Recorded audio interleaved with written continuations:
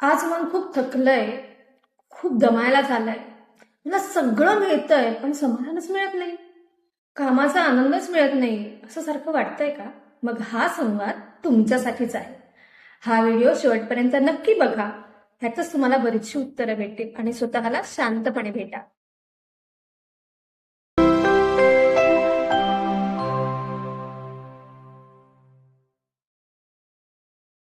नमस्कार मंडळी, मनाचे श्लोक फॉर पर्सनल ग्रोथ ह्या आपल्या पॉडकास्टमध्ये मी वीणा आपल्या सगळ्यांचं स्वागत करते. आज आपण अशा विषयावरती बोलणार आहोत की जो आपल्या सगळ्या आयुष्यातला कळीचा मुद्दा आहे.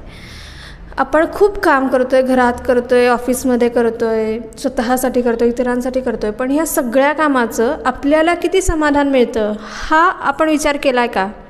आणि जर का मिळत असेल तर मग आपलं मन का थकलेलं असतं, शरीर का एवढं थकलेलं असतं की आपल्याला परत दुसऱ्या दिवशी उठून कामावरती जायचा उत्साह राहत नाही. ह्या सगळ्या गोष्टींवरती रामदास स्वामी 38व्या श्लोकात काय म्हणतात ते बघूयात बरं का.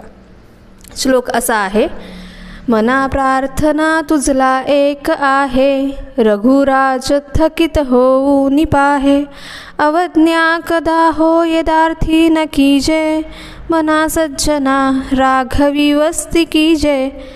आता ह्या श्लोकाचा शब्दार्थ म्हणला ना तर तो रामदास स्वामींनी एकदम भक्तीच्या किंवा डिवोशनच्या अँगलने घेतला बरं का. की हे मना तुझ्या पायी माझी एक प्रार्थना आहे किंवा एक याचना आहे की ज्याच्यामध्ये तू श्रीरामचंद्रांच्या किंवा भगवंताच्या पायाशी भगवंताकडे असा थकीत होऊन बघ आणि त्याच्या पायाशी आपलं सर्वस्व वाहून दे. आणि ह्या माझ्या याचनेचा किंवा ह्या माझ्या रिक्वेस्टचा तू अनादर करू नको, असा त्याचा अर्थ होतो. पण मला हा श्लोक वाचताना एक प्रश्न मनात असा आला की एखाद्या व्यक्तीचा, एखाद्या गोष्टीचा अनादर कधी बरं होतो? जेव्हा त्या व्यक्तीचा विश्वास तुटतो. करेक्ट आहे. विश्वास कधी तुटतो? की जेव्हा आपण ती क्वालिटी मेंटेन करू शकत नाही किंवा आपल्यामधला प्रामाणिकपणा, चिकाटी, मिळणारं समाधान हळूहळू कमी व्हायला लागलं की माणूस एक सोडून दुसरीकडे जाण्याचा प्रयत्न करायला लागतो. आता ह्या सगळ्या श्लोकाचा विचार करताना 3 ते 4 मुद्दे महत्त्वाचे वाटतात की ज्याच्यावरती आपण ह्या राघवी वस्ती कीजे किंवा अनादर करू नकोस या अँगलने घेऊ शकतो. पहिला एक येतो की वर्क सॅटिस्फॅक्शन. आपण 2 प्रकारची कामं करताना दिसतो बघा. एक असतं अर्थार्जनाचं आणि एक असतं समाधानाचं. किती वेळेला असं होतं की आपल्या अर्थार्जनाचं साधन हेच आपल्या समाधानाचं कारण ठरतं किंवा ते काम करताना आपल्याला उत्साह येतो, असं खूप कमी वेळा होतं. बऱ्याचदा तुम्ही वेगवेगळ्या क्षेत्रामधली लोकं बघितली असतील की जी समाजसेवेसाठी पुढे येतात. मग ते झाडं लावणं असेल किंवा कोणाला तरी दान करणं असेल किंवा एखादा मेडिकल कॅम्प लागला तर त्याच्यामध्ये स्वयंसेवक म्हणून काम करणं असेल. भले ते त्यांच्या करिअरमध्ये उच्च पदस्थ लेवलवरती असतील, पण मग हे अशा समाजसेवेच्या कार्यामध्ये का बरं येत असतील? तर हेच ते आहे कामाचं समाधान, मनाला मिळणारा आनंद. कदाचित त्यांनी त्यांच्या स्ट्रगलच्या काळामध्ये, त्यांच्या शैक्षणिक असेल, करिअरच्या काळामध्ये असेल, काही गोष्टी अशा अनुभवलेल्या असू शकतात की ज्या वेळेस त्यांना जर का तो मदतीचा हात मिळाला असता तर कदाचित जे त्यांनी कष्ट बघितले ते थोडे कमी झालेले असू शकतात. त्याचं समाधान, दुसऱ्यासाठी केलेलं काहीतरी आहे याचं समाधान मिळू शकतं. अशा अँगलनी हा विचार आपण करू शकतो. आणि या सगळ्यामध्ये सुद्धा की आपण स्वतःला किती ओळखतोय. कदाचित ज्या गोष्टीमधनं मला समाधान मिळतं आहे ते मी त्याला प्रोफेशनल कन्व्हर्शन करू शकत नाही किंवा ते प्रोफेशनल माझ्यासाठी होऊ शकत नाही, तर मी हा स्वतःसाठीचा वेळ किती वेळा देतो आहे, हे समाधान शोधण्याचा प्रयत्न मी किती वेळा करतो आहे. मग कदाचित ते एखादं कला जोपासणं असेल, व्यायाम करणं असेल किंवा नुसतं बागेमध्ये बसून चहा घेणं असेल. ह्यासुद्धा गोष्टी, स्वतःच्या फॅमिलीबरोबर वेळ घालवणं असेल, ह्या गोष्टी आनंद मिळवण्यासाठी मी किती वेळा करतो आहे. हे एक झालं. आता ह्याच्यासोबत अजून एक गोष्ट येते ती म्हणजे चिकाटीने आणि प्रामाणिकपणे किंवा सातत्याने मी किती प्रयत्न करतो आहे. आरंभ शूरचं सगळेच असतात. आता हा जानेवारी महिना म्हणल्यावरतीच तुमच्या लक्षात यायला पाहिजे की कितीतरी जणांनी न्यू इयर रेझोल्युशन्स केले असतील आणि ते कितीतरी वेळा आत्तापर्यंत तुटले पण असतील. का बरं? तर ही जी चिकाटी असते ना आणि हे जे सातत्य असतं तेच तुमचा एखादं गोल पूर्ण करेल का नाही हे ठरवत जातं. आपण जर का आरंभ सुरू होऊन एकदमच पहिल्याच दिवशी 25 सूर्यनमस्कार आणि असं काय काय काय जर का केलं असेल तर ऑब्व्हियसली दुसऱ्या दिवशी आपण उठणारच नाही, कारण की आपल्या शरीराला तेवढी सवयच नाही.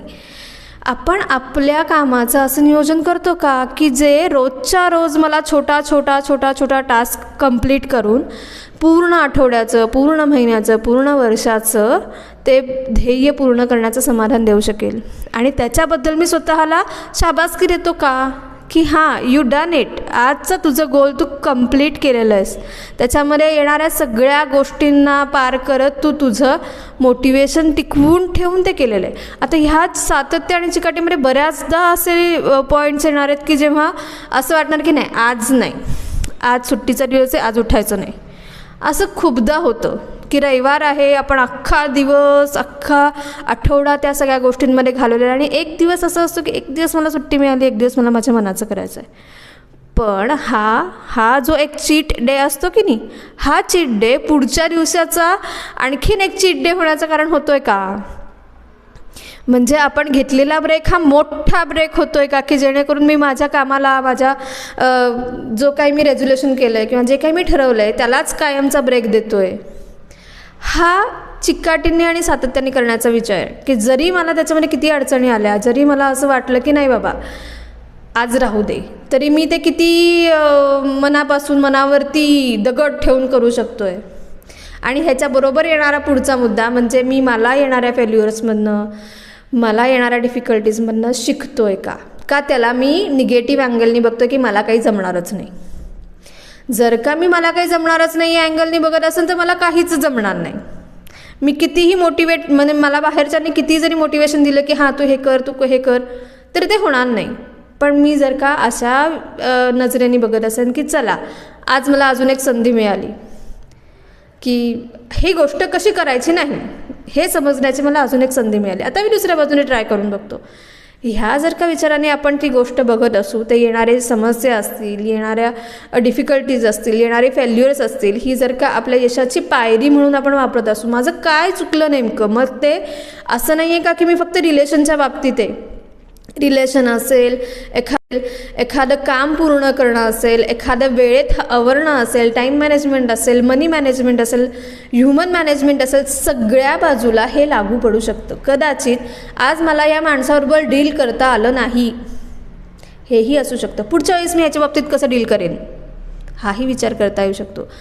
प्रत्येक प्रसंग हा मला काही ना काहीतरी शिकवण्यासाठी, माझ्यामध्ये काही ना काहीतरी नवीन बदल करण्यासाठी येतोय का, आणि ह्यासाठी हा टास्क माझ्यासमोर आला आहे का, ह्या अँगलने आपण किती वेळा विचार करतो. आपल्याकडे रघुराज कधी थकीत होऊन पाहू शकेल किंवा आपण कधी त्याच्याकडे थकीत होऊन पाहू शकेल, आपण जेव्हा त्याला अकाउंटेबल धरतो की माझं अकाउंटेबिलिटी त्या माणसाकडे, त्या भगवंताकडे आहे. त्यांनी जो काही आज मला टास्क दिला आहे तो डिफिकल्टीच्या स्वरूपात दिला असेल, ॲप्रिसिएशनच्या स्वरूपात दिला असेल किंवा एखाद्या गोष्टींनी मला हर्ट करणं या स्वरूपात दिलेलं असेल. मी आत्तापर्यंत जे शिकलो आहे ते तिथे कसं अप्लाय करून बघितलं. मग हे जेव्हा आज मी संध्याकाळी त्याला सांगत असेन की हां हे मला नाही जमलं, हे मला जमलं, ह्याचा मी प्रयत्न केला, किंवा सांगू शकू हे जेव्हा मी त्याच्यावरती प्रामाणिकपणे प्रयत्न केलेला असेल आणि मला माझ्याच आरशात बघताना स्वतःला गिल्ट वाटत नसेल की आज मी काहीही असं केलेलं नाही की मी टाईमपास केला आहे किंवा मी माझ्या ध्येयाच्या दृष्टीने एक छोटं पाऊलसुद्धा पुढे जाऊ शकलो नाही आहे. हे जर का माझ्या मनात गिल्ट असेल तर मी समोरच्या व्यक्तीला काय स्वतःला आरशातसुद्धा सांगू शकणार नाही. मग भगवंताला सांगणं तर ही खूप अवघड गोष्ट राहिली. तर ही अकाउंटेबिलिटी जेव्हा आपण देतो भगवंताकडे तेव्हा आपोआप असं पुश मिळत जातो की हां आजचं मला रेकॉर्ड सांगायला काहीतरी पाहिजे बरं का, आजचा रेकॉर्ड सांगायला माझ्याकडे काय नवीन आहे, आज मी काय चांगलं केलं, आज मी काय शिकलो, आजच्या दिवसामध्ये मला काय अशा अडचणी आल्या की ज्या मी काय त्याच्यातनं मी पुढे गेलो आणि मी काहीतरी शिकलो आहे. मला स्वतःला इतरांना सांगण्यासाठी काय आहे असं, कारण की रोजच्या रोज तर तेच आयुष्य आहे ना, त्याच्यामध्ये नवीन काय आहे. जर का तुम्ही बघितलं तर पाट्या टाकण्यासारख्या रोजच गोष्टी करतात, रोजच उठतो, स्वयंपाक करतो, काय आवरतो स्वतःचं, ऑफिसला जातो, ऑफिसवरनं येतो, घरातला आवरतो, मुलांचा अभ्यास घेतो, विषय संपला, झोपून जातो. मग रोजच्या ह्याच्यामध्ये नवीन काहीतरी शिकण्यासाठी काहीतरी असू शकतं ह्याचा विचार आपण किती वेळा करतो. हां मग आलेले फेल्युअर किंवा आलेलं यश ह्या दोन्हीमधनं आपल्याला समानपणे काही शिकता येईल का?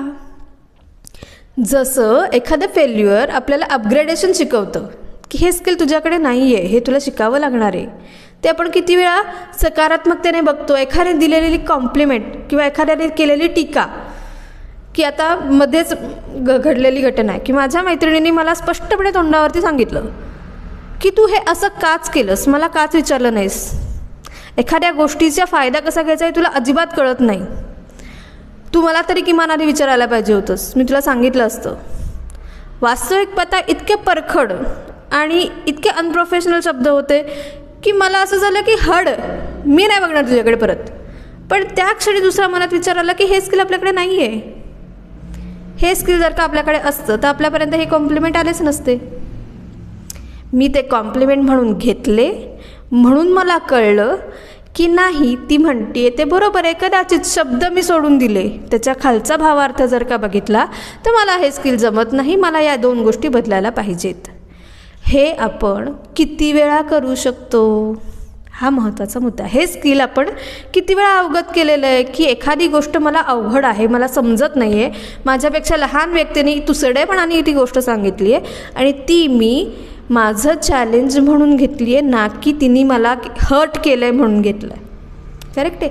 ही गोष्ट सगळ्यात महत्त्वाची आहे की माझं स्किल अपडेट करण्यासाठी माझ्याकडे येणारे जे काही पॉईंट्स आहेत ते मी कसे घेतो आहे. आणि ह्यालाच पॉझिटिव्ह कम्युनिकेशन स्किल लागतं. ते स्वतःशी करणं गरजेचं आहे. जेव्हा ते आपण स्वतःशी करू तेव्हा ते आपण इतरांशी करू शकू.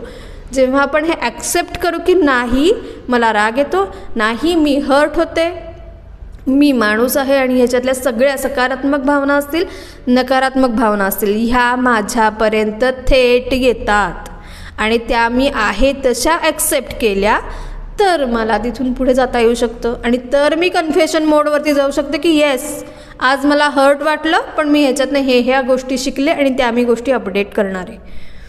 आज जर का आपण हे कन्फेशन मोडवरती जाऊ शकलो नाही तर आपण रघुरायाच्या चरणी कसं काय स्वतःला ठेवू शकू?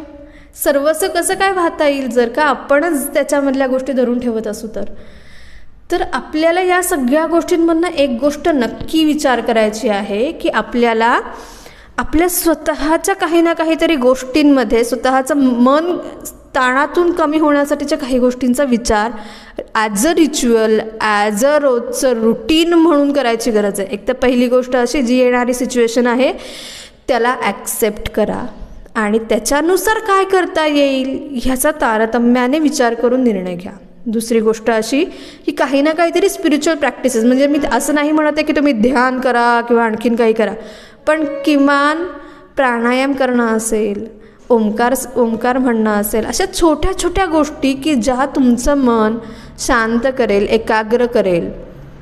योगासनं, प्राणायाम, व्यायाम ह्याच्यातल्या कोणत्या ना कोणत्या तरी शारीरिक गोष्टी हालचाल करा की जेणेकरून शरीरावरती मनावरती आलेला ताण कमी होऊ शकेल. एखादं कला ती जोपासायचा प्रयत्न करा. अगदी छोटं असेल मग ते म्युझिक ऐकणं हे सुद्धा रिलॅक्सेशन असू शकतं. एखाद्याला बागेत जाऊन चहा घेणं हे सुद्धा रिलॅक्सेशन असू शकतं.